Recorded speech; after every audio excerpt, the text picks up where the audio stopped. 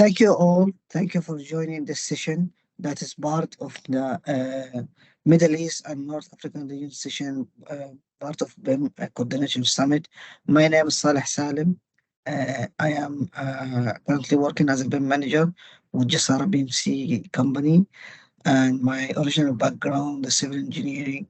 I have more than 15 years of experience in the construction field. Without any overdue, I'm going to start right away with the topic of this seminar.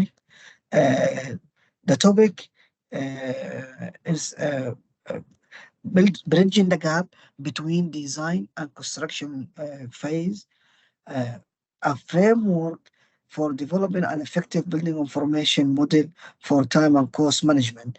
Now, this seminar was discussed in BIM Coordinator Summit that happened a few months ago, 2023, but there was no time to explore and explain the framework.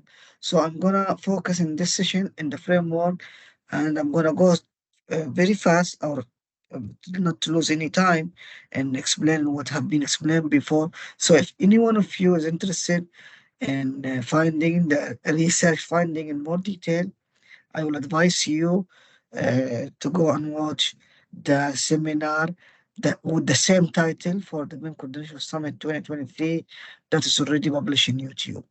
So here's some rationale where this problem of the gap, that is the design phase when deliverable, not suitable for the contractor during construction phase to utilize these BIM models in cost and time management. Here, there are many examples by many different publications supporting this idea, and this is a global problem. Here, uh, BIM requirements have been developed by client and less than 34% of the project. That's mean more than 60% don't have BIM requirement. Here you can see utilizing BIM in BQ is only 38%, in planning 25%, very low percentage. The main reason for the gap, based on the research, that the lack of interest from the designer only focus on the technical side, not paying much attention toward management task. And here the solutions and the most appropriate solution based on the research that client to avoid ambiguity and provide clear and vivid requirement. Some hypotheses have been also explored here. Uh, Many manager believe using BIM and cost management activity will disclose monetary information, which is sensitive. That is more than 64% believe yes. BIM will explore sensitive information, and 50% also support this belief. Here also, the majority of individual and professional in the market believe managers and quantity estimator don't prefer BIM because it's a somatic tool, and they prefer estimating the quantity manually. And the last hypothesis here, managers and individual professional in decision making position resisting BIM because they are not aware of BIM, and they don't like BIM to be implemented because they feel there is some risk of BIM because they don't know it. So they resist BIM implementation. And 77% of the candidates who participate in this survey agree with this, which is a significant number. That's more than three-quarters of the participants. Beside all what we have discussed, uh, I can say the main finding of this research that the key reason why BIM is not implemented in time and cost management activity is the lack of awareness about the return of investment of implementing BIM. Nobody know, I mean, about the companies and managers if BIM was implemented in cost and time management activity. What is the return of this investment? m- uh, this need to be addressed by the company such as Autodesk or any other company to provide more information about this in order to drive the market toward implementing BIM in time and cost management activity. So now this framework will try to explain how the project is progressing because we have many different, as we can see here, many different standards talking about different topics and they are fragmented.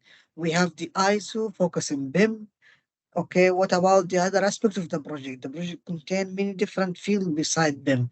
Here, the BS 8536 talking about it's like REBA talking stages from the design perspective and project management body of knowledge from BMI, talking about management, cost and time management, but not integrated with the other standard talking about them and about design progress in the project. So this framework trying to mix all together to provide a holistic overview for BIM managers, especially BIM from BIM field, because they need to be aware of all the steps of the project, not only as per the ISO that's focusing to BIM. So during stage 0 and 1, the brief based on BS 8536, that we can also say it's similar to the assessment and need, invitation to tender and tender response stages based on the ISO. So in the beginning, any project is supposed to start by a case study. And in this case study, the return of investment, IRR, and all the benefit of implementing this project need to be clearly defined by the client. And BIM is one of the aspects why the client would like to implement BIM in the project. This one is a main driver for implementing BIM in the project. And many of the issue we are facing now in most of the project in the region, because this is not being addressed and the client not clearly aware about the investment on the return in BIM implementation. The second one is client need. Uh, it's worth to mention the color here and the legend of the color referring to the party who is supposed to do this one or this task. So the green refer to the client, the blue refer to the designer, and the orange one, which we'll try to focus in this session, is the new finding from this research.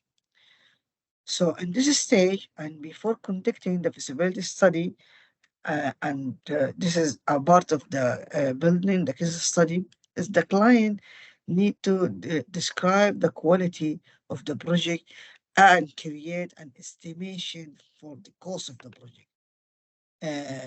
Based on this, we're going to have an overview regarding the way how the cost is being estimated uh, based on new rule of measurement, based on new rule of measurement. That is a British standard, part of RICS, Royal Institute of Civil Surveyor. So now in the beginning of any project, there is a cost for facilitating work. Before the contractor starting the project, we need to do, if there is any kind of demolition, dewatering, we need to make the project site ready for the project. That is a factor called facilitating work.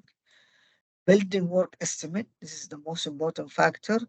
There is many method how to two method mainly how to estimate the building. This is like consider it as the direct cost of the project. Method number one is the most famous, which is per functional unit. So for example, the client in the estimation in this stage will say, okay, for example, if we are talking about a hospital, 200 bed hospital, the budget, the allocated budget is 1 million per bed, or 1 million per classroom if it's a school, or 1 million per student. So per functional unit, the price will be at this stage. Another factor in, for the overall estimation, that is the contractor preliminary estimates, and all this percentage is based on the main factor, that is building work estimate. So we will estimate the direct cost, building cost estimate. Based on it, we will estimate the preliminary, which is an average 9.5%. All the percentage you will find here was identified based on many interviews with leaders and professionals from the market, project manager, director, and many professionals from the market based on their experience. The third factor, that is the contractor overhead, which is in average 15% of the building work estimate. This percentage, when we say an average, because it go up and down depending on the situation in the market, like in coronavirus and pandemic, for example, when there was very few number of projects, the percentage of the overhead could be dropped up to 5%. And in case of the economic situation, the country is booming, it could be a rise up to even 40%. After estimation, all these estimate, the client need to decide either to continue or not in the project. If they decide not to continue, they need to reconsider the building direct cost estimate. For example, reducing the project size or something to make the budget fit with the capability of the client. There is another factor beside this contractor cost. There's other costs. There's engineering fees that includes in the designer, the supervision consultant during construction, BMCs, etc.